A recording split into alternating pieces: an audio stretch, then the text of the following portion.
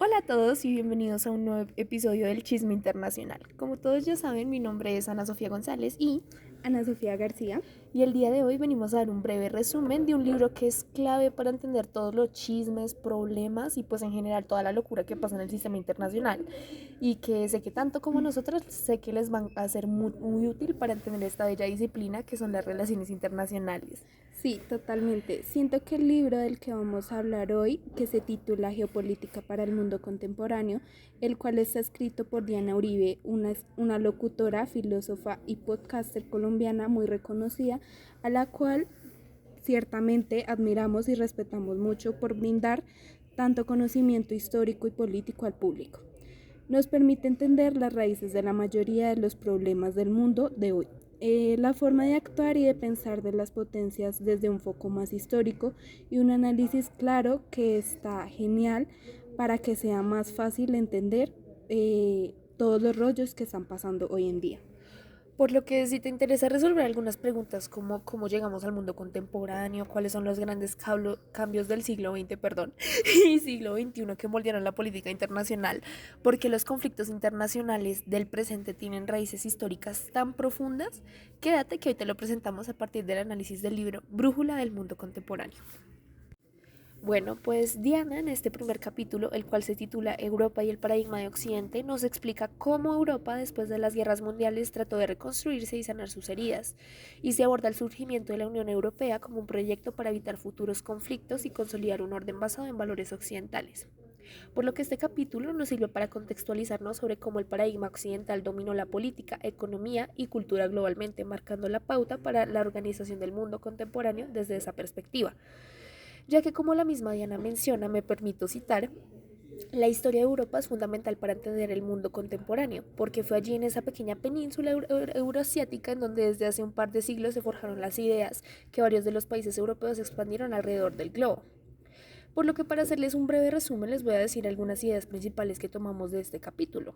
La primera idea es que el paradigma occidental, con sus modelos de democracia liberal, economía de mercado y sistema internacional bipolar durante la Guerra Fría, estructuraron el orden mundial y la globalización. Además, Europa enfrenta actualmente tensiones internas y externas como el resurgimiento de nacionalismos, las crisis migratorias, la competencia con otras potencias mundiales como Rusia y China. La Unión Europea, además, es un ejemplo único de cooperación y unidad en países con historiales conflictivos y aunque enfrenta desafíos, sigue siendo el pilar fundamental para el equilibrio y el orden global. Por lo que haciendo un análisis de esto mencionado, podemos decir que esto refleja mucho de lo que se vive en problemas de hoy en día en el escenario internacional, contra, por ejemplo, la guerra Rusia y Ucrania o el Estado de Israel contra Palestina, ya que muchos de los ideales y la composición del sistema internacional post-Guerra Fría son influyentes en esto, ya sea por los intereses geopolíticos de las mismas o por esa constante competencia en quién tiene más o quién sobrepone sus intereses. Así que pues Ani continúa. Además, qué pena. Además, en mi opinión, me parece interesante ver cómo Diana, introduciendo el capítulo, toma en cuenta los ideales de libertad e igualdad empleados en la Revolución Francesa. Fueron claves para instaurar algunos conceptos de la democracia moderna como la cooperación internacional, la paz y la igualdad, y que pese a que ese es un modelo idealista que se mantiene en el tiempo en el que muchos están en contra, este antecedente permite la creación de instituciones claves como la propia ONU o la Unión Europea, mencionada en el capítulo. Sí, además, pues este capítulo siento yo que nos permite ver y ser como un abrebocas para entender diversas cosas relacionadas con las raíces de los conflictos y pues todo el tema de cooperación internacional, además de poder afirmar que el modelo europeo sigue siendo un eje importantísimo en el mundo, como tú mencionabas. Y pues bueno, eso sería todo como por el primer capítulo. Seguimos con el segundo. Pues en primer lugar se explica la media luna fértil como la cuna de la civilización. Entonces, pues en este capítulo Diana explica que la región del Tigris y el Éufrates fue una de las primeras áreas en las que los seres humanos hicieron la transición a cazadores primitivos a constructores de ciudades. Del fruto de esta, pues nacieron múltiples civilizaciones como la en Sumeria, Akkad, etcétera, y Egipto, que fueron lugares clave en el principio de la civilización. Y ya que pues esto sirvió como fundamentación de los primeros estados, la escritura y la urbanización pues en el ser humano. Luego se destaca que al inicio los asuntos de política y religión no eran conceptos separados, lo que dio lugar a diferentes tensiones y divisiones internas. Para ejemplificar esto, la autora explica el origen de las divisiones uníes en el Islam, como resultado a saber quién debía ser el sucesor de Mahoma, lo que tiempo después tuvo implicaciones políticas y sociales, señalando que estas son moldeadas por contextos históricos concretos y no meramente por diferentes teologías. Además, Diana como punto fundamental señala que la imposición colonial jugó un papel importante, ya que eventos como la disolución del Imperio Otomano y la posterior reconfiguración del Medio Oriente por parte de potencias europeas condujeron a la creación de nuevos estados-nación con fronteras arbitrarias, ignorando las identidades del territorio, lo cual constituyó a la fragilidad de estados modernos, erosión de identidades locales y surgimiento de conflictos internos. Finalmente, Diana explica cómo los bloques de la Guerra Fría usaron y polarizaron Medio Oriente entre dos ideologías antagónicas, el panarabismo laico y el islamismo político, generando confrontación que desplazó otras formas de política o de identidad. Lo cual es clave pues para entender las crisis del siglo XX y los múltiples conflictos que hoy siguen en pie en Medio Oriente, teniendo en cuenta que muchos de estos conflictos, guerras, autoritarismos o migraciones masivas tienen origen en la forma como se estructuran. También cómo se estructuraron los estados de Medio Oriente y la mala influencia de estas potencias en este territorio al abandonar esas naciones sin construir o constituir sistemas inclusivos y duraderos. Entonces, pues podemos decir que lo que resalta Uribe en este capítulo es que las fronteras del Medio Oriente fueron trazadas por potencias coloniales, pensando en sus propios intereses y pues sobre todo el petróleo. Entonces, pues siento que eso explica la fragilidad de muchos estados actuales y por qué la región sigue siendo estratégica pues en relaciones internacionales. Además, pues esto nos recuerda que en el Islam religión y política siempre han estado unidas. Lo que pasa es que la división, gracias a la división suní-chií, tenga un impacto directo en disputas de poder como la Irán y Arabia Saudita. Sí, y a eso se suma lo que ella explica sobre la Guerra Fría. El choque entre panarabismo laico e islamismo político fue alimentado por las potencias y todavía marca conflictos como Siria e Irak. En conclusión, entender la historia de la media luna fértil es clave para comprender problemas actuales de las relaciones internacionales, desde guerras y terrorismo hasta migraciones y crisis humanitarias. Y bueno, eso sería todo pues terminando el capítulo 2. Entonces continuamos con el capítulo 3 y podemos decir que se dividió como lo dividimos para que a ustedes se les hiciera más fácil de entender y pues de escuchar en 10 ideas principales en este capítulo, que es bastante extenso, pero aquí vamos. Así que Ani, empieza tú. Bueno, el primer punto le pusimos, como está en el capítulo, viejos y nuevos escenarios.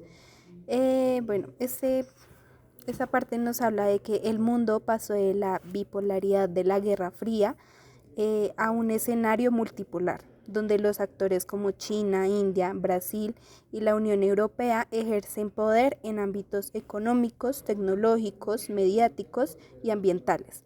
Los conflictos ya no son solo ideológicos, sino también financieros y digitales. Se requiere una mirada crítica para comprender intereses cruzados y luchas por recursos y datos. El segundo punto es el socialismo como una gran alternativa. Pues el socialismo nació como respuesta a las desigualdades del capitalismo con experiencias históricas diversas, ya que pues la Revolución Rusa, Cuba, la socialdemocracia europea, los procesos latinoamericanos, que pues creo que vamos a profundizar en ello más adelante, pues aunque esto dejó logros, también incurrió en autoritarismo, ya que el reto pues actual que menciona la autora es que toca reinventarlo con enfoques feministas, ecológicos y democráticos, superando esa dicotomía capitalismo-comunismo que pues dejó la Guerra Fría y pues que el socialismo fue tomado como una super alternativa para la época.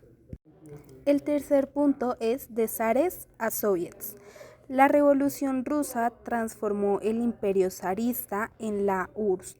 Bajo Lenin prometió igualdad, pero con Stalin derivó en autoritarismo y represión. Pese a avances en educación e industria, ese capítulo invita a reflexionar sobre los riesgos de que las revoluciones terminen replicando el poder que critican. Entonces de ahí como que el socialismo ya pasó a segundo plano. Así que llegamos al cuarto punto, que lo titulamos como el mundo bipolar y la revolución china, ya que pues durante la Guerra Fría China vivió una transformación radical. Mao instauró un régimen comunista con políticas desastrosas, pues el gran salto adelante, la revolución cultural, etc. Y luego con Deng Xiaoping se abrieron reformas que la convirtieron en potencia mundial. Por lo que podemos decir que China combina como comunismo político con capitalismo económico. Pues esto nos hace pensar que plantea una paradoja global. Bueno, pasamos al quinto punto, Corea y Cuba en la Guerra Fría. La Guerra de Corea fue un conflicto armado entre bloques. La Revolución cubana simbolizó la confrontación ideológica con la crisis de los misiles. Ambos casos muestran que las revoluciones pueden generar avances sociales, pero también autoritarismo y censura. Bueno, pues como sexto punto pusimos el nuevo orden multipolar. Pues tras la Guerra Fría, Estados Unidos no logró el dominio absoluto.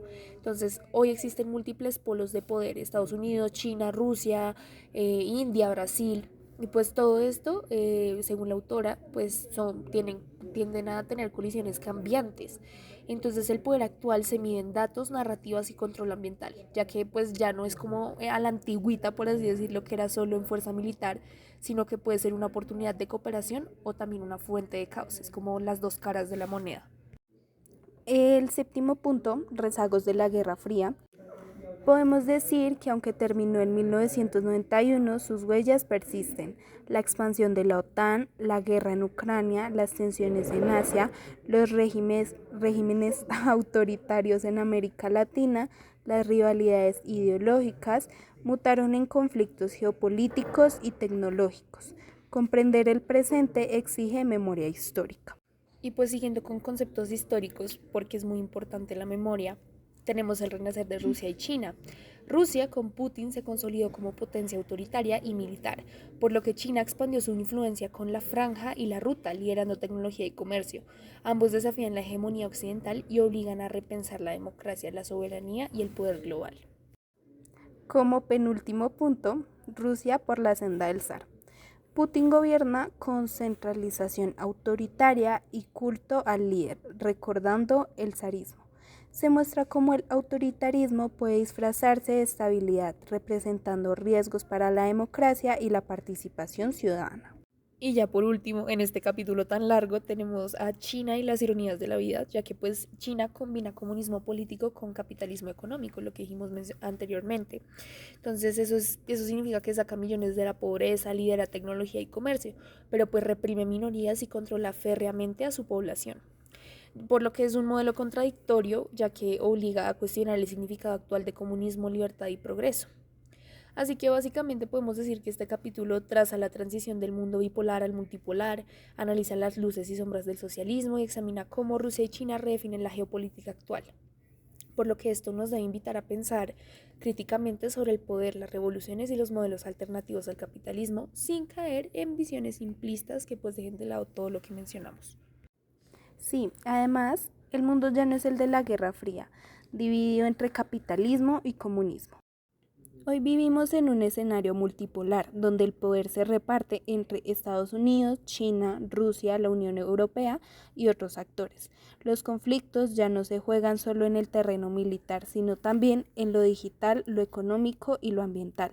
El socialismo aparece como una alternativa, pero no necesita reinventarse para repetir autoritarismos del pasado. Experiencias como la URSS, Cuba o China muestran que las revoluciones transforman, pero también pueden reprimir.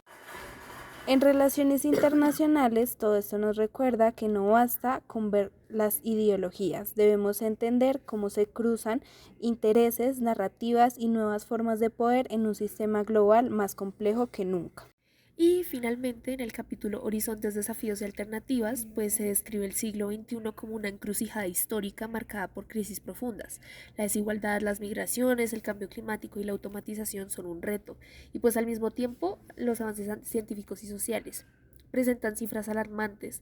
El 1% más rico concentra más riqueza que el resto del mundo. Más de 117 millones de personas están desplazadas. 2023 fue el año más caluroso registrado y la inteligencia artificial amenaza millones de empleos.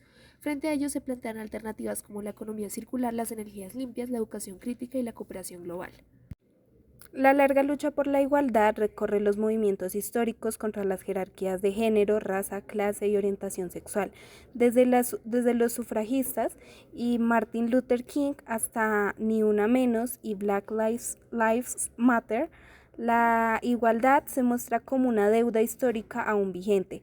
Persisten muchas brechas de género, racismo estructural y criminalización de la diversidad sexual en más de 60 países. El texto propone una mirada interseccional y una acción colectiva que trasciende las leyes, impulsando conciencia y empatía y justicia real. Y pues siguiendo con esto, en el libro, en el apartado de este capítulo titulado El cambio climático, el desafío de nuestra era, se advierte que el calentamiento global ya es una crisis civilizatoria que afecta a salud, seguridad alimentaria, migración y biodiversidad, y pues que eso tiene impactos desproporcionados en los países del sur global. Y aunque existen acuerdos como el de París, los compromisos actuales apuntan a un aumento superior a 2,4 grados centígrados. Se insiste en que no basta con medidas individuales, sino que se requiere una transformación estructural basada en responsabilidad diferenciada, cooperación internacional y una transición justa que combine sostenibilidad con equidad social.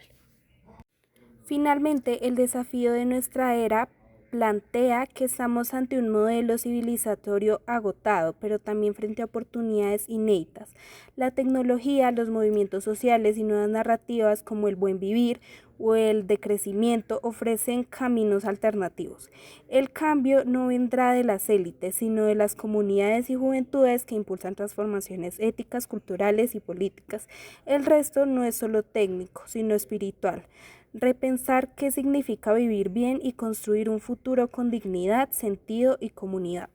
Entonces con esto podremos decir que Diana menciona la importancia de la diversidad y también que debe partir un cambio desde los jóvenes, desde las pequeñas comunidades y desde las minorías, resaltando pues todos los conflictos de la era actual que están pues involucrados muchos actores internacionales y que es necesario hacer un cambio si queremos una mejor como esfera o una mejor atmósfera dentro de unos años. Entonces, pues nada, muchísimas gracias por escuchar este nuevo episodio del Chisme Internacional. Recuerden que somos Ana Sofía García y Ana Sofía González, y esto fue todo. gracias.